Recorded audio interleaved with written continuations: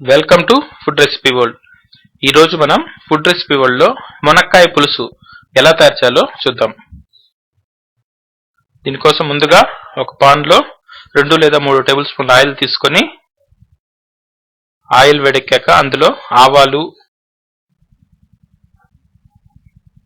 ఇంకా జీలకర్ర,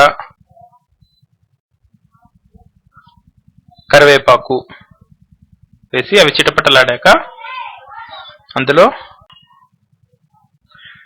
నిలువుగా కట్ చేసుకున్న పచ్చిమిరపకాయ ముక్కలు,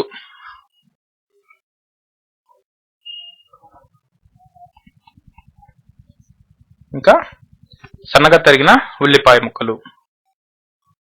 ఉల్లిపాయ కొద్దిగా వేగిన తర్వాత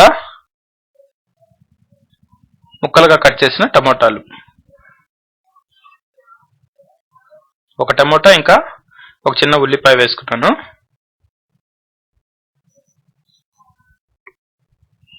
ఉల్లిపాయ ఇంకా టమోటా కొద్దిగా మగ్గిన తర్వాత అందులో ముక్కలుగా కట్ చేసుకున్న మునక్కాయలు వేసుకొని దానికి కావలసిన పసుపు ఇంకా కారం, 1 స్పూన్ లేదా 2 స్పూన్ల కారం, ఇంకా ఉప్పు వేసి ముందుగా నానబెట్టుకున్న చింతపండుని రసం తీసుకొని ఆ చింతపండు రసం ఇందులో పోసుకోవాలి.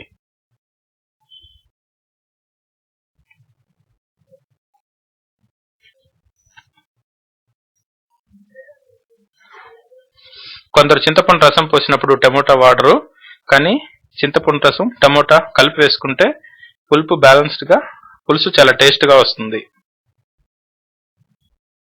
దీన్ని మీడియం హీట్ మీద పులుసు బాగా మరగనిచ్చి ఇంకా మునక్కాయ ఉడికిన తర్వాత పులుసు మనకు కావాల్సిన కన్సిస్టెన్సీ వచ్చాక దీన్ని దించుకొని సర్వ్ చేసుకోవడమే.